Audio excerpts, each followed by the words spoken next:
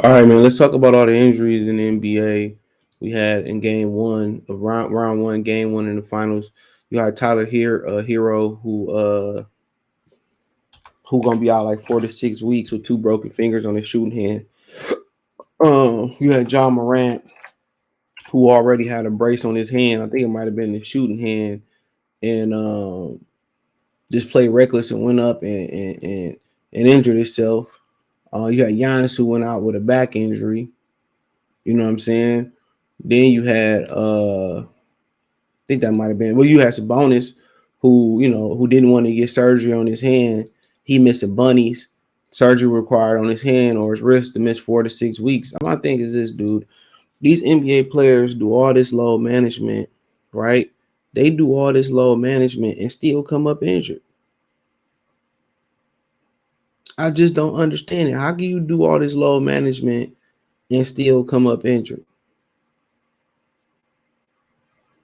That is mind boggling. That is mind boggling. And it's not like injured in the Western Conference Finals or the Eastern Conference semifinals or a game or a tough round one 7 game series. These dudes is getting injured in round one. And you had AD go out there, I can't move my arm. And what's so funny is these new basketball fans who don't know shit will go out and say, well, these guys are better athletes than guys. Yes, how can you be better when you can't even be durable? How can you be better when it used to be routine for guys to be the Iron Man like Michael Jordan and Karl Malone? The Kyle Ripken Award is what it's called universally from baseball. They used to be the Iron Man of basketball and play 80, 82 games every time, multiple times. And now these dudes do this load management to be fresher for later in the season, and they not. They more beat up and bruised up than ever.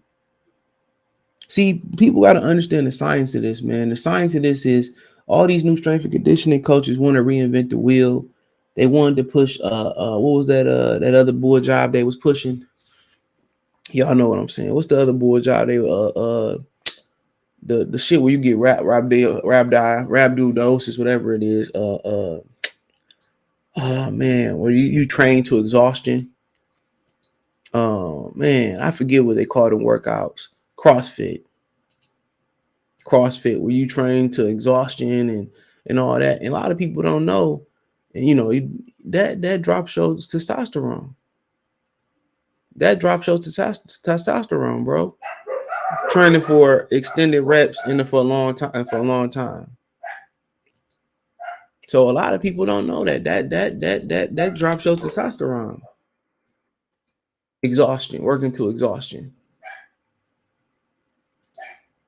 You know, and instead of these dudes getting in the weight room, and Giannis in the weight room, you got to give it to Giannis.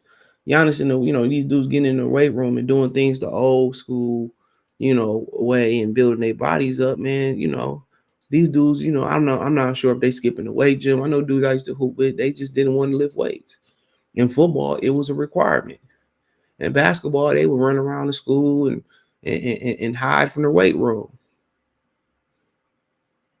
And the NBA players back in the day used to, man, most of them dudes used to walk around looking like Dwight Howard damn near.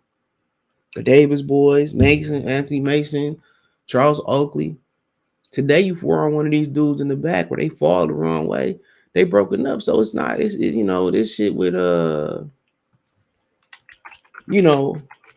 with load management is proven not to work.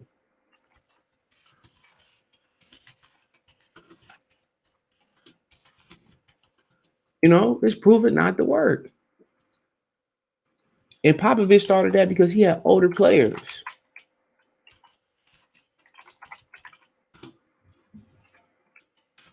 That's why he started that.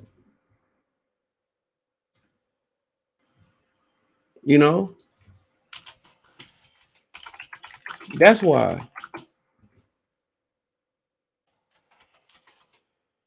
That's why. So, like I said, like I'm gonna continue to say, man, they got to start looking into some new strength and conditioning coaches.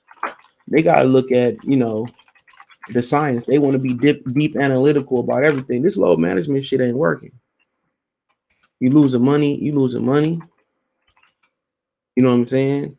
Um, You disrespecting the fans, and then when they decide to load manage, they decide to load management when they go to the opposite conference and play once a year and go sit out.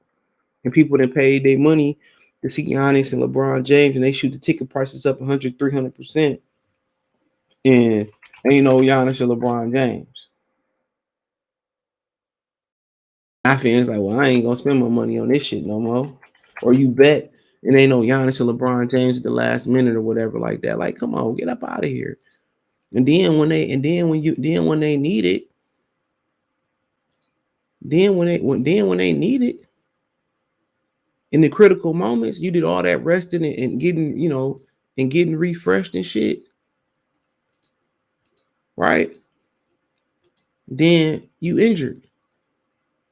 Then you get injured anyway. So something ain't adding up. The science behind load management, they want to be deep analytical about everything in this world. But the science about this, man, it ain't adding up to me. It is not adding up. It is not adding up at all. These dudes can't even stay healthy. These dudes can't even stay healthy, bro. Let's call it what it is. So load management ain't working. It ain't.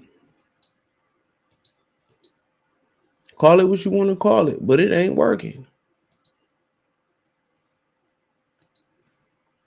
These dudes need a whole new strength and conditioning in the programs. You know what I'm saying? And they need to be out there playing.